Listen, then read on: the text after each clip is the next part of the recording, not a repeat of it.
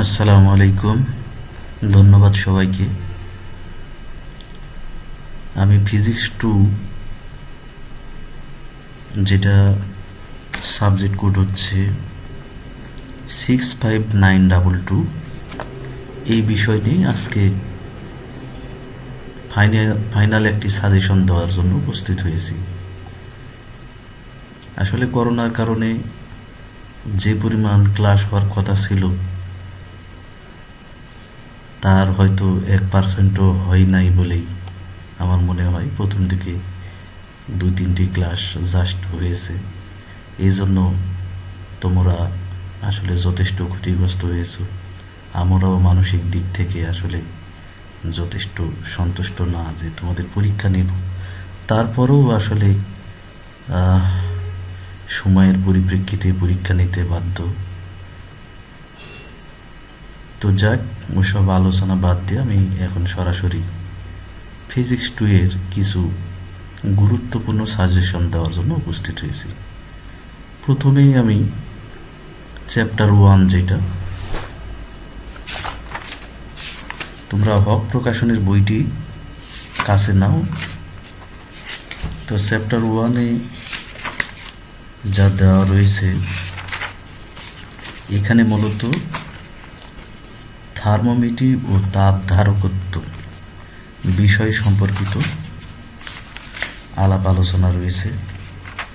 তো আমি প্রথমেই বলে নিই যে যেহেতু তোমাদের 50% অ্যান্সার দিতে হবে, সুতরাং শুধু সংক্ষিপ্ত এবং অতি সংক্ষিপ্ত প্রশ্নগুলো একটু খুব ভালো করে করবে এবং কিছু গুরুত্বপূর্ণ রচনামূলক প্রশ্ন রয়েছে যেগুলো অবশ্যই পরীক্ষায় আসবে, সেগুলো দেখবে। তাহলে আশা করি এই সাবজেক্টে তোমরা খুব ভালো করবে। তো প্রথমে চ্যাপ্টার 1 নিয়ে আমি কথা বলবো। তো চ্যাপ্টার 1-এ রয়েছে তাপমাত্রা সম্পর্কিত বিষয়গুলো।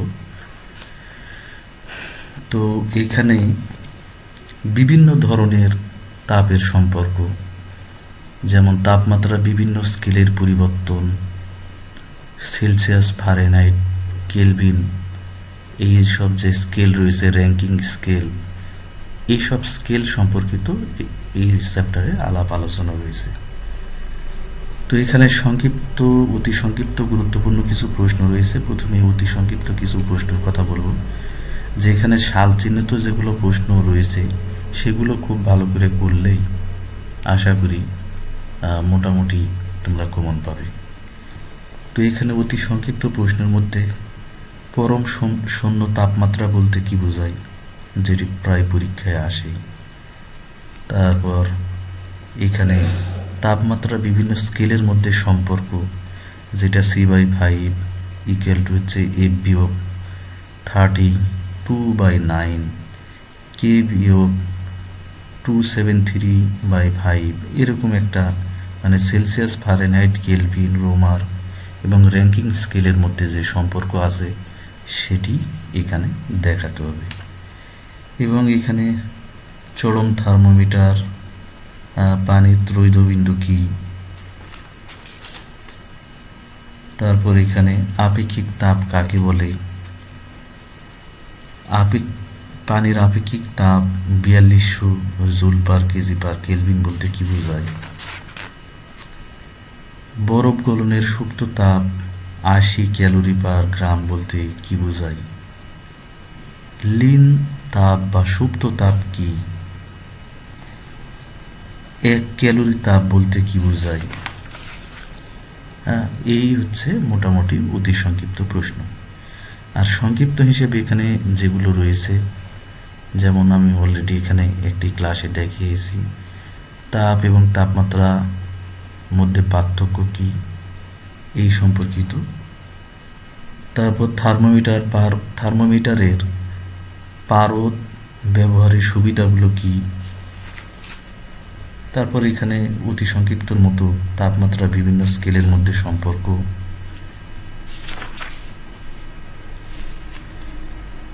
এবং আরও রয়েছে আপেক্ষিক তাপ এবং সুপ্ত তাপের মধ্যে সম্পর্ক কি, বরফ গৃহীত তাপ বা বর্জিত বস্তুর গৃহীত তাপ বা বর্জিত তাপের রাশিমালা। এই জাস্ট মোটামুটি এখান থেকে করলে হবে, এবং ক্যালোরিমিটারের মূলনীতি যেটা রচনামূলক হিসেবে তোমরা দেখতে পারো। তো আমি এখন সরাসরি চ্যাপ্টারে চলে যাচ্ছি, সেটা হচ্ছে 53 নাম্বার পেজ।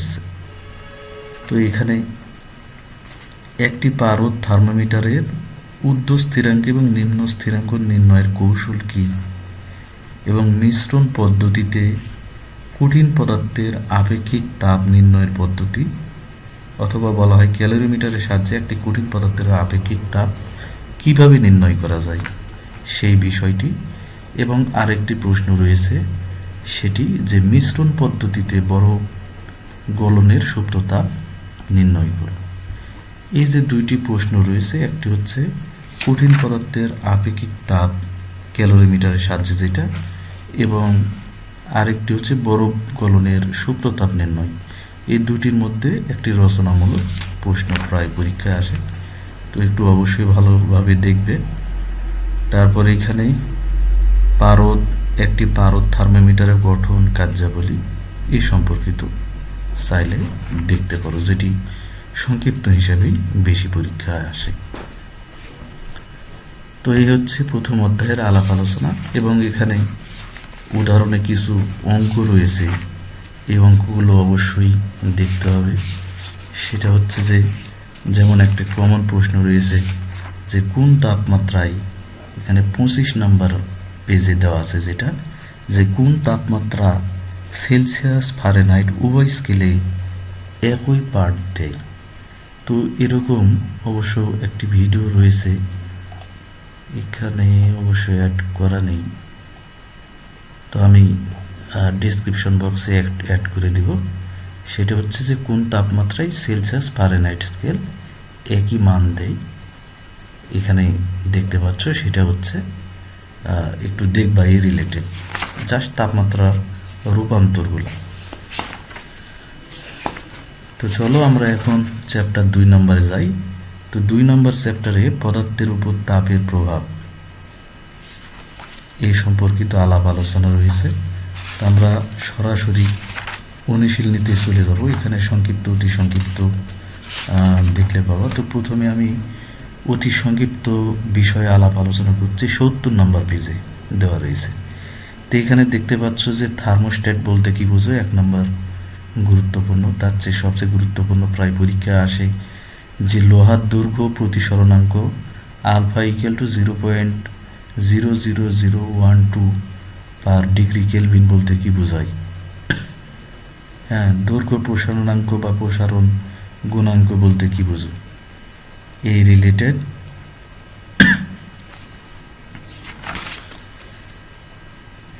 তো সংক্ষিপ্ত এরকমই কিছু হালকা প্রশ্ন লেখো এবং অতি সংক্ষিপ্ত। এখন আমরা সংক্ষিপ্ত নিয়ে আলাপ আলোচনা করব। তো সংক্ষিপ্ত 72 নম্বর পেজে তোমরা দেখতে পাবা যে এখানে যেমন 1 নম্বর দেওয়া রয়েছে দৈর্ঘ্য প্রসারণাঙ্ক এর সমীকরণ প্রতিষ্ঠা করো। 2 নম্বর যেটা সবচেয়ে গুরুত্বপূর্ণ প্রশ্ন, যে কঠিন পদার্থের দৈর্ঘ্য প্রসারাঙ্ক ও আয়তন প্রসারাঙ্কের মধ্যে সম্পর্ক নির্ণয় করো। এটা মোটামুটি গুরুত্বপূর্ণ প্রশ্ন, প্রায় পরীক্ষায় আসে। তারপর এখানে 74 নম্বর পেজে যে প্রকৃত প্রসারণ ও আপাত প্রসারণের মধ্যে সম্পর্ক। তারপর 10 নম্বর প্রশ্ন রয়েছে, প্রমাণ করো যে বিটা ইকুয়াল টু 2 আলফা, অর্থাৎ এখানে ক্ষেত্র প্রসারণ গুণাঙ্ক ইকুয়াল হচ্ছে 2 গুণ দৈর্ঘ্য প্রসারণ গুণাঙ্ক। এই প্রশ্নটি একটু খুব ভালোভাবে দেখবে, যেটা অতি সংক্ষিপ্ত হিসেবে পরীক্ষায় আসে। তো এখন আমি সরাসরি চলে যাব রচনামূলক প্রশ্নে। তো রচনামূলক প্রশ্ন হিসেবে এখানে দেখতে পাচ্ছ 2 নম্বরে একটি গুরুত্বপূর্ণ প্রশ্ন রয়েছে, যেটি বিভিন্ন সময় বিভিন্নভাবে পরীক্ষায় আসে। তো এখানে বলা আছে যে 3 প্রকার প্রসারণ গুণাঙ্ক রয়েছে। আমরা জানি দৈর্ঘ্য প্রসারণ গুণাঙ্ক, ক্ষেত্র প্রসারণ গুণাঙ্ক এবং আয়তন প্রসারণ গুণাঙ্ক। এদের মধ্যে সম্পর্কটা কি, সেটাই আসলে মেনলি পরীক্ষায় আসে। এটা অথবা করতে করতে অনেকগুলাই দেওয়া রয়েছে, সবগুলো একই জিনিসই তো এই প্রশ্নটি খুব ভালো করে দেখবে, এটি খুবই পরীক্ষায় আসে এবং খুব গুরুত্বপূর্ণ। বলা যেতে পারে যে এই অধ্যায় থেকেই একটি প্রশ্ন পরীক্ষায় আসবেই, অনেকটাই বলা যায়। তো এই হচ্ছে 2 নম্বর চ্যাপ্টারে আলাপ আলোচনা। এখন আমরা চলে যাব সরাসরি 3 নম্বর চ্যাপ্টার, তাপ সঞ্চালন। তাপ সঞ্চালন এই বিষয়ে আলাপ আলোচনার জন্য। তো তাপ সঞ্চালন সম্পর্কিত একটি ভিডিও থাকার কথা। তাপ সঞ্চালন বা থার্মাল কন্ডাক্টিভিটি।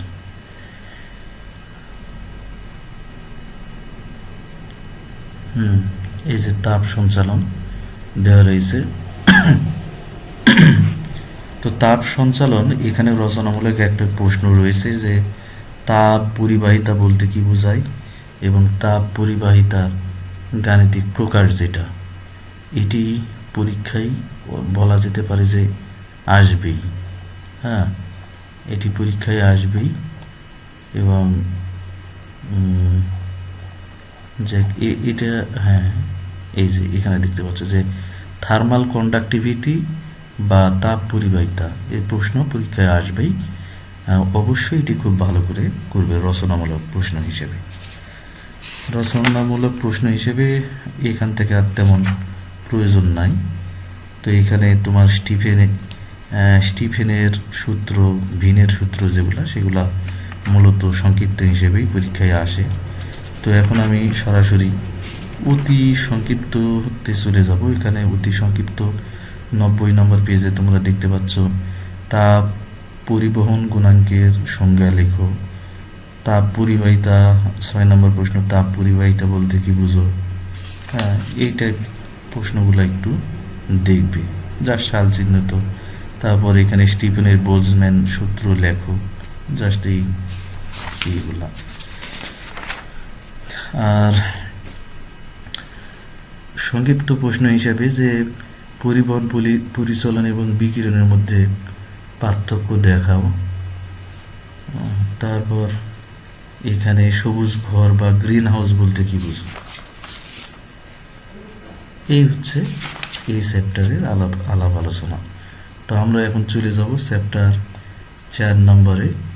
তো 4 নম্বর চ্যাপ্টার থেকে সম্ভবত আসলে আমার কোনো ক্লাসই নেওয়া নেই। তো 4 নম্বর চ্যাপ্টারে যেটা রয়েছে সেটা আর্দ্রতা। তো আর্দ্রতা বিষয়ে এখানে অতি সংক্ষিপ্ততে যদি সরাসরি চলে যাও, দেখতে পাবা এসটিপি কি, তারপর হচ্ছে প্রমাণ চাপ কি, প্রমাণ তাপমাত্রা কি, এই বিষয়গুলো একটু দেখবা। এবং গুরুত্বপূর্ণ 106 নম্বর পেজে রয়েছে শিশিরাঙ্ক কি, যেটি গুরুত্বপূর্ণ অতি সংক্ষিপ্ত প্রশ্ন। এখন আমরা সংক্ষিপ্ততে চলে যাব। তো সংক্ষিপ্ত এ অধ্যায়ে খুব বেশি তেমন ইয়ে নাই। তো অনেক সময় কিছু টেকনিক্যাল, যেমন শরীর ঘামার পর পাখার বাতাসে আরামদায়ক হয় কেন, গরমের দিনে কুকুর জিবা বের করে দৌড়াই কেন, শীতকালে ঠোঁট ফাটে কেন, এরকম কিছু বিষয়গুলো আর্দ্রতার কারণে ঘটে। হ্যাঁ, এগুলা হয়তো একটু দেখতে পারো। তো এখান থেকে রচনামূলক একটি প্রশ্ন 110 নম্বর পেজে দেওয়া রয়েছে। দেখো যে সিক্ত ও শুষ্ক বাল্ব আর্দ্রতা মাপক যন্ত্রের সাহায্যে কিভাবে আপেক্ষিক আর্দ্রতা মাপা যায়, নির্ণয় করো। এই প্রশ্নটি চাইলে তোমরা দেখতে পারো। এবং এখান থেকে আর একটা 4 নম্বর প্রশ্ন সাল চিহ্নিত রয়েছে যে বায়ুর চাপ ও বাষ্প চাপের সম্পর্ক বের করো। তো এই হচ্ছে এই অধ্যায় সম্পর্কে আলাপ আলোচনা। তো রচনামূলক প্রশ্ন একটাই, 1 নম্বরটা একটু ভালো করে করার চেষ্টা করো। আর যারা পারবা তারা 4 নম্বর প্রশ্নটাও দেখতে পারো। তো আমি এখন সরাসরি 5 নম্বর অধ্যায়ে চলে যাচ্ছি। তো 5 নম্বর অধ্যায় যেটা, সেটা দেখতে পাচ্ছ তোমরা যে তাপের প্রকৃতি ও তাপ গতিবিদ্যা। এখান থেকে জুলের সূত্র কি, জুলের সূত্র বলতে কি বোঝায়, এই সম্পর্কিত অবশ্য একটি ভিডিও থাকার কথা।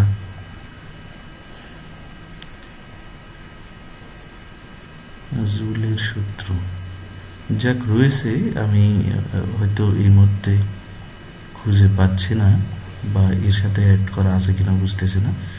তো এই অধ্যায় থেকে 128 নম্বর পেজ তোমরা বই বের করলে দেখতে পাবা যে জুলের সূত্রটি লেখো, বা তাপগতিবিদ্যার প্রথম সূত্রটি লেখো। তারপর 3 নম্বর প্রশ্ন রয়েছে তাপের যান্ত্রিক সমতার সংজ্ঞা লিখো, যেটি প্রায় পরীক্ষায় আসে। তারপর এখানে কিছু আরেকটি গুরুত্বপূর্ণ প্রশ্ন রয়েছে 18 নম্বর, সেটা হচ্ছে এনট্রপি কাকে বলে। গুরুত্বপূর্ণ, খুবই গুরুত্বপূর্ণ প্রশ্ন বলা যেতে পারে। আর এখান থেকে যারা অতিরিক্ত হিসেবে দেখতে চাও যে সমষ্ণ প্রক্রিয়া, রুদ্ধতাপীয় প্রক্রিয়া, এই সব বিষয় একটু হালকা দেখতে পারো। আর সংক্ষিপ্ত প্রশ্ন হিসেবে এখানে রয়েছে তাপগতিবিদ্যার প্রথম সূত্র, যেটি 1 নম্বর দেওয়া রয়েছে। আর এখানে 1 নম্বর করলেই মোটামুটি হয়ে যাবে। আর তাপের ক্যালোরি মতবাদ এসে এগুলা অতটা ইয়ে নয়। আর এনট্রপি তো অলরেডি দেখলাই। তো এখানে রচনামূলক প্রশ্ন একটু ভালো করে দেখো। সেটা 1 নম্বর প্রশ্ন দেখতে পাচ্ছ যে PV to the power gamma equal to ধ্রুবক, যেটা বলা হয় অনেক সময় যে দেখাও যে রুদ্ধতাপ প্রক্রিয়ায় গ্যাসের চাপ এবং আয়তনের মধ্যে সম্পর্ক হচ্ছে PV to the power gamma equal to হচ্ছে ধ্রুবক। এই প্রশ্নটি খুব ভালো করে করবে, যেটি প্রায় পরীক্ষায় আসে। আর এখান থেকে 11 নম্বর 132 নম্বর পেজে রয়েছে যে আদর্শ গ্যাসের ক্ষেত্রে সিপি বিয়োগ সিবি ইকুয়াল টু হচ্ছে আর। এটি ভালো করে অবশ্যই তোমরা দেখবে, যেটি পরীক্ষায় আসে। তো এই হচ্ছে অধ্যায়ের আলাপ আলোচনা। এখন আমরা সরাসরি চলে যাব চ্যাপ্টার 6, যেটা হচ্ছে ফটোমেট্রি। তো এই অধ্যায়, এটা অনেকটা আলোক অধ্যায় বলা যেতে পারে। আমরা সরাসরি অতি সংক্ষিপ্ততে গেলে দেখতে পাবো যে 1 লুমেন আলোক বলতে কি বোঝায়, দীপ্তিমিতির মূলনীতি লিখো, দীপন মাত্রা কাকে বলে, এসআই পদ্ধতিতে দীপন মাত্রার একক লিখো। এবং এখান থেকে গুরুত্বপূর্ণ অতি সংক্ষিপ্ত প্রশ্ন যে আলোর বিপরীত বর্গীয় সূত্র। 9 নম্বর দেওয়া রয়েছে আলোক উৎসের দীপন ক্ষমতা কাকে বলে। এই হচ্ছে অতি সংক্ষিপ্ত প্রশ্ন। এবং সংক্ষিপ্ত হিসেবে 141 নম্বর পেজে তোমরা দেখতে পাবে যে আলোকের বিপরীত বর্গীয় সূত্র লেখো এবং প্রমাণ করো। এই প্রশ্নটি খুব ভালো করে দেখবে। এবং এর সাথে রয়েছে 2 নম্বর প্রশ্ন 142 নম্বর পেজে যে দীপন মাত্রা ও দীপন ক্ষমতার মধ্যে সম্পর্ক স্থাপন করো। তো এই দুটি হচ্ছে এখান থেকে প্রশ্ন। আর এখানে রচনামূলক প্রশ্ন খুব বেশি ইম্পর্টেন্ট নেই, তারপরও বিগত সালে এসেছে ইঞ্জিনিয়ারিংয়ে আলোক তরঙ্গের ব্যবহার লেখো। 2 নম্বর দেওয়া রয়েছে দীপন তীব্রতার বিপরীত বর্গীয় সূত্রটি লেখো এবং প্রমাণ করো, যেটি সংক্ষিপ্ত হিসেবে প্রয়োজন, রচনামূলক হিসেবে খুব বেশি আসে। তো এখন আমরা 7 নম্বর চ্যাপ্টার, যেটা আলোর প্রতিফলন বা রিফ্লেক্ট অফ লাইট, এই চ্যাপ্টারে একবারে সরাসরি অনুশীলনীতে আমরা চলে যাই। তো এই চ্যাপ্টারে অতি সংক্ষিপ্ত হিসেবে দেখতে পাবে 157 নম্বর পেজে প্রতিবিম্ব কাকে বলে। তারপরে দেখতে পাচ্ছ 3 নম্বর রৈখিক বিবর্ধন বা বিবর্ধন বলতে কি বোঝায়। 4 নম্বর প্রশ্ন দর্পণের প্রধান ফোকাস কাকে বলে। 5 নম্বর প্রশ্ন দর্পণ কাকে বলে এবং কত প্রকার কি কি। রৈখিক বিবর্ধন কাকে বলে। তো এই হচ্ছে অতি সংক্ষিপ্ত। আর সংক্ষিপ্ত হিসেবে দেখতে পাবে যে অবতল দর্পণের ক্ষেত্রে দেখা যায় এপিক্যাল টু R/2, যেটি গুরুত্বপূর্ণ। তারপর রয়েছে বাস্তব প্রতিবিম্ব কাকে বলে, অবাস্তব প্রতিবিম্ব কাকে বলে, এবং বাস্তব বিম্ব এবং অবাস্তব প্রতিবিম্বের মধ্যে পার্থক্য দেখাও।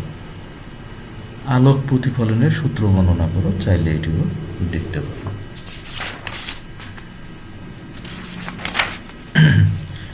তো এই অধ্যায়ে খুবই গুরুত্বপূর্ণ রচনামূলক প্রশ্ন রয়েছে, যেটি প্রতি বছরই পরীক্ষার হয়ে আসে। দেখতে পাচ্ছ 1 নম্বরের ক্ষেত্রে যে দর্পণের ক্ষেত্রে দেখাও যে 1/u plus 1/v equal to 1/f। এই একই প্রশ্ন 2 নম্বর দেওয়া রয়েছে যে গোলীয় দর্পণের ক্ষেত্রে প্রমাণ করে যে 1/u plus 1/v equal to হচ্ছে 1/f। তো এই প্রশ্ন অবশ্যই পরীক্ষায় আসবে, সেটা বলা যায় অবশ্যই। তো অনেক সময় দর্পণের ক্ষেত্রে, অবতল দর্পণের ক্ষেত্রে বলা থাকে, অনেক সময় আবার সরাসরি গোলীয় দর্পণের ক্ষেত্রে বলা থাকে। তো তোমরা একটু বিষয়টি সতর্কতার সাথে খেয়াল করবে। তো আমি এখন চ্যাপ্টার 8 নম্বরে চলে যাচ্ছি।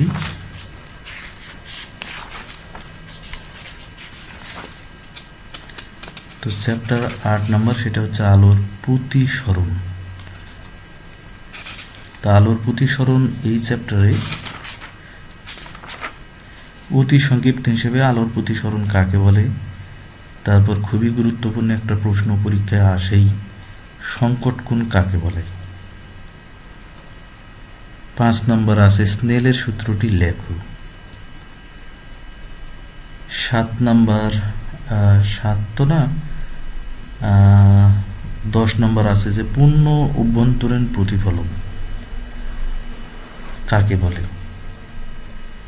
12 নম্বর লেন্সের ক্ষমতা কাকে বলে। তো এই হচ্ছে অতি সংক্ষিপ্ত প্রশ্ন। আর সংক্ষিপ্ত হিসেবে প্রতিসরণের সূত্রটি লেখো বা স্নেলের সূত্রর ক্ষেত্রে এখানে বলা হয়। 3 নম্বর প্রশ্ন সেটি হচ্ছে পূর্ণ অভ্যন্তরীণ প্রতিফলনের সংজ্ঞা দাও, চিত্রসহ লেখো, গুরুত্বপূর্ণ। 4 নম্বর প্রশ্ন সংকট কোণ এবং প্রতিসরণাঙ্কের মধ্যে সম্পর্ক, বা বলা হয় মিউ ইকুয়াল টু হচ্ছে 1/sin θc, যেটি দেখাও, খুবই গুরুত্বপূর্ণ প্রশ্ন। তো এই অধ্যায় থেকে আমরা রচনামূলক প্রশ্নে যাব। দেখতে পাচ্ছ তোমরা 4 নম্বর প্রশ্ন যে প্রিজম পদার্থের প্রতিসরণাঙ্ক এবং ন্যূনতম বিচ্যুতির মধ্যে সম্পর্ক স্থাপন করো, খুবই গুরুত্বপূর্ণ প্রশ্ন এটি। এবং 3 নম্বর প্রশ্ন রয়েছে দেখাও যে delta equal to I1 plus I2 minus হচ্ছে এ। তো এই হচ্ছে চ্যাপ্টারে আলাপ আলোচনা। এবং আরেকটি প্রশ্ন এখানে রয়েছে, এর আগের চ্যাপ্টারে আমরা গোলীয় দর্পণের ক্ষেত্রে দেখেছি, এখন আমরা লেন্সের ক্ষেত্রে দেখব। 192 নম্বর পেজে যে লেন্সের ক্ষেত্রে দেখাও যে 1/v প্লাস হচ্ছে 1/u ইকুয়াল টু হচ্ছে 1/f। আসলে এই সমীকরণটি পরীক্ষায় অবশ্যই আসবে, তবে এটি লেন্সের ক্ষেত্রে আসবে কি অবতল দর্পণের ক্ষেত্রে আসবে এটা বলা খুব কঠিন। এবং এই রিলেটেড অঙ্কগুলো একটু দেখবে। তো আমরা এখন 9 নম্বর চ্যাপ্টারে চলে যাচ্ছি। 9 নম্বর চ্যাপ্টারে 205 নম্বর পেজ, এখানে অতি সংক্ষিপ্ততে সরাসরি চলে যাচ্ছে ক্যাথোড রশ্মি কি, তারপর দেখতে পাচ্ছ আলোক তড়িৎ ক্রিয়া কি, এক্স রে কি, ইলেকট্রন কি, এর চার্জের পরিমাণ লেখো, এর ভর কত, ফটো ইলেকট্রন কাকে বলে। তারপর এখানে 206 নম্বর পেজে তেজস্ক্রিয়তা কি, গড় আয়ু কি, অর্ধায়ু কি, তারপর এখানে নিউক্লিয় ফিউশন কি, খুবই গুরুত্বপূর্ণ। তারপর তেজস্ক্রিয় ক্ষয় সূত্রটি লেখো, খুবই গুরুত্বপূর্ণ এগুলো প্রশ্ন। তো অতি সংক্ষিপ্ত হিসেবে আছে আলোক তড়িৎ ক্রিয়ার বৈশিষ্ট্য। 4 নম্বর যেটি পরীক্ষায় আসেই অর্ধায়ু ও ক্ষয় ধ্রুবকের মধ্যে সম্পর্ক দেখাও, খুবই গুরুত্বপূর্ণ প্রশ্ন। তেজস্ক্রিয়তার ব্যবহার, বৈশিষ্ট্যগুলো লেখো।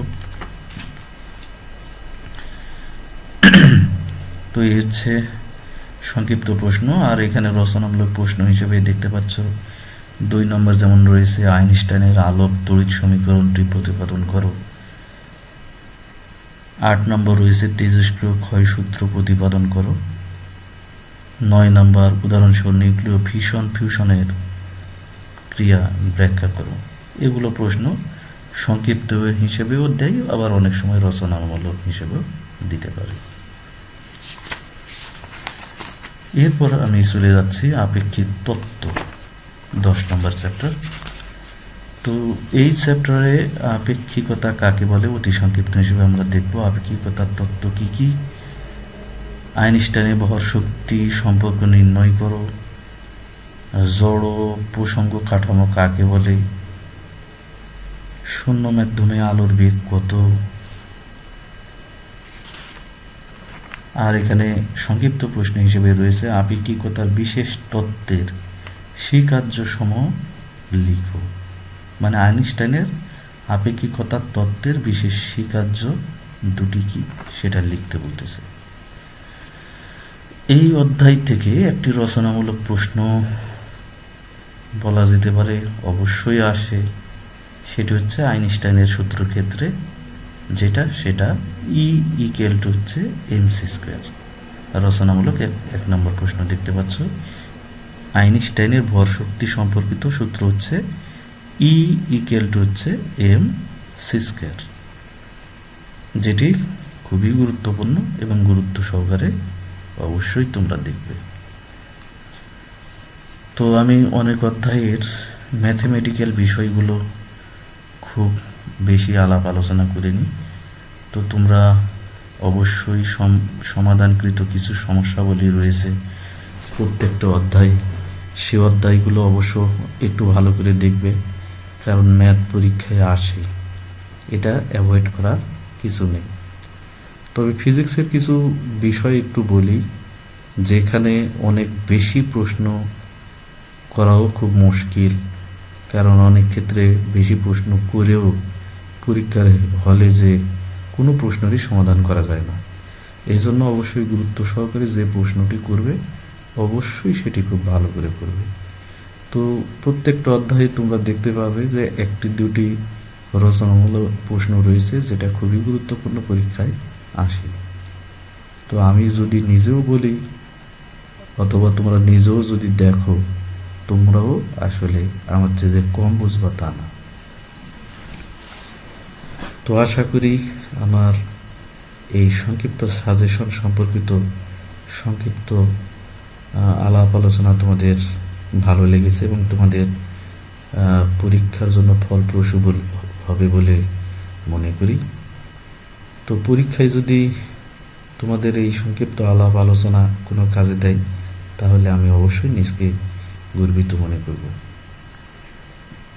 তো ভিডিও অনেক লম্বা হয়ে যাচ্ছে, আমি আর বেশি কথা বাড়াবো না, শুধু বলবো তোমরা অবশ্যই মনোযোগ দিয়ে অতি সংক্ষিপ্ত সালচিহ্নিত প্রশ্নগুলো আগে ভালো করে করবে। পাশাপাশি প্রত্যেকটা অধ্যায়ে 1-2টি করে শুধু রচনামূলক প্রশ্ন রয়েছে, যেটা অবশ্যই পরীক্ষায় আসে, এগুলো একটু ভালো করে দেখবে, তাহলেই তোমরা অবশ্যই ফিজিক্সে অনেক ভালো করবে। তো ঠিক আছে, আজকে এ পর্যন্তই। সামনের দিনে আবার নতুন কোনো বিষয় নিয়ে আলাপ আলোচনা করব। আর তোমরা অবশ্যই চ্যানেলটিকে সাবস্ক্রাইব করতে ভুলবে না। তো ধন্যবাদ সবাইকে। আসসালামু আলাইকুম।